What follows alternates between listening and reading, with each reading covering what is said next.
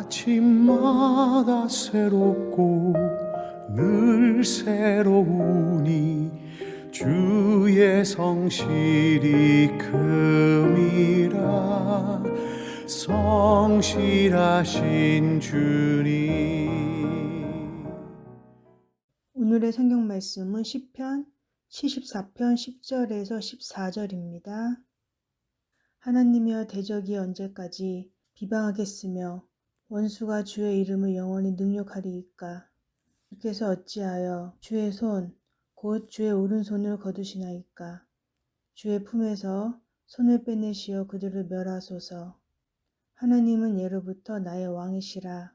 사람에게 구원을 베푸셨나이다.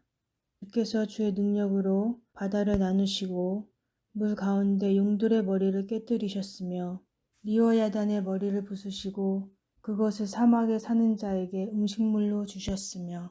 아멘. 사랑하는 성도 여러분, 좋은 아침입니다. 오늘 우리는 말씀 한 모금으로 시편 74편을 묵상하게 됩니다. 지난 73편이 악인의 형통함 때문에 흔들리는 개인의 내면을 다루었다면, 오늘 마주하는 시편 74편은 완전히 무너져버린 공동체의 비극을 다루고 있습니다. 제3권 73편으로부터 89편까지의 특징은 앞서 말씀드린 것처럼 성전이 파괴되고 민족이 흩어진 절망적인 그런 위기를 배경으로 기록되었습니다. 74편은 원수들이 성소에 불을 지르고 하나님의 성전을 참혹한 폐허로 만들었던 그 폐허 위에서 나오는 아삽의 절규로 기록됩니다.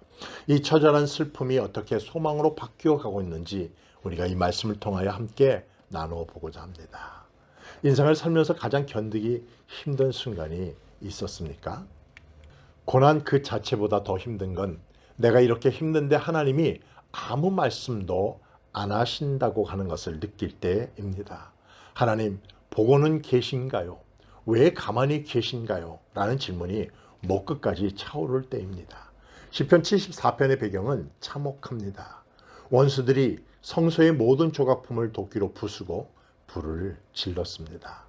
이스라엘 사람들에게 성전은 하나님의 임재 바로 그 자체인데 그것이 무너져 버렸으니 하나님이 자신들을 영원히 버리신 것 같은 공포에 휩싸이게 되었을 것입니다. 그래서 아삽은 1절부터 이렇게 묻습니다. 어찌하여 우리를 영원히 버리시나이까?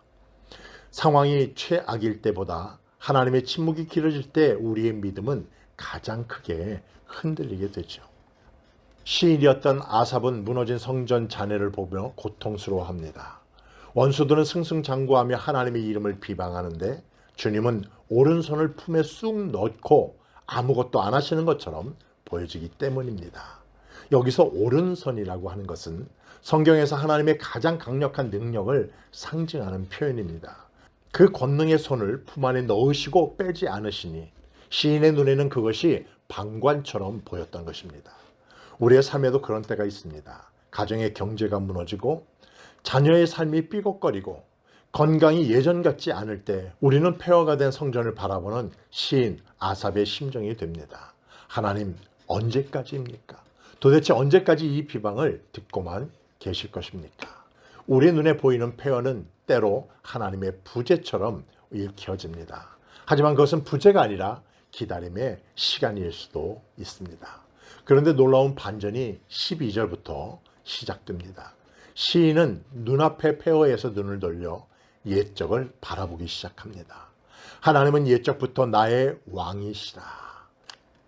시인은 출애굽기 때 홍해를 가르시고 바다 괴물 리워야단의 머리를 깨트리셨던 하나님의 위대한 승리를 기억해냅니다. 여기서 리워야단이란 당시 이스라엘을 괴롭히던 대적이나 혼돈의 세력들을 상징합니다. 이것은 아주 중요한 영적인 원리를 우리에게 보여줍니다. 현실이 답답해서 미칠 것 같은 때에 우리가 해야 할 일은 기억의 창고를 여는 것이라는 것입니다.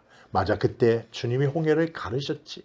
내 인생에 지난 고비고비마다 주님의 손을 내밀어 나를 붙드셨다 하는 고백입니다. 과거에 일하셨던 하나님을 기억해내는 순간 침묵하시는 하나님은 나의 왕으로 다시 고백할 수 있게 됩니다.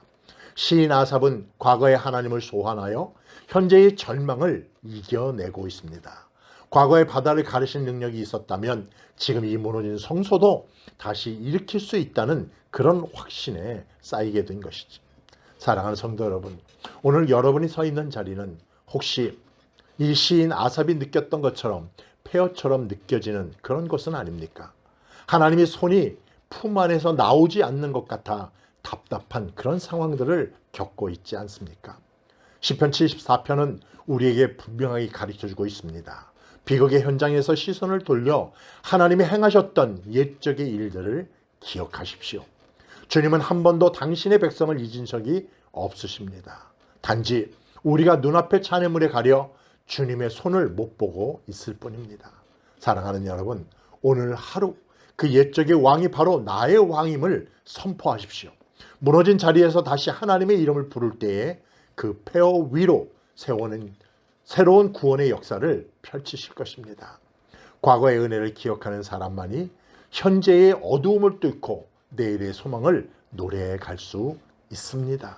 그런 소망을 바라보고 붙잡으며 살아가는 오늘 하루의 삶이 되기를 주님의 이름으로 축복합니다. 오늘 하루도 하나님의 말씀을 마음에 새기며 아래와 같이 기도하며 승리하는 삶 사세요. 하나님의 침묵이 느껴지는 답답한 순간에도 주님이 나의 왕이심을 끝까지 신뢰하며 선포하게 하옵소서. 내 인생에 베푸셨던 과거의 은혜를 기억하며 현재의 폐허 속에 이겨낼 소망을 얻게 하옵소서. 무너진 우리의 가정과 공동체 위에 주님의 오른손을 펼치시사 다시 회복하는 은혜를 주옵소서. 예수님의 이름으로 기도하옵나이다. 아멘. 성실하신 주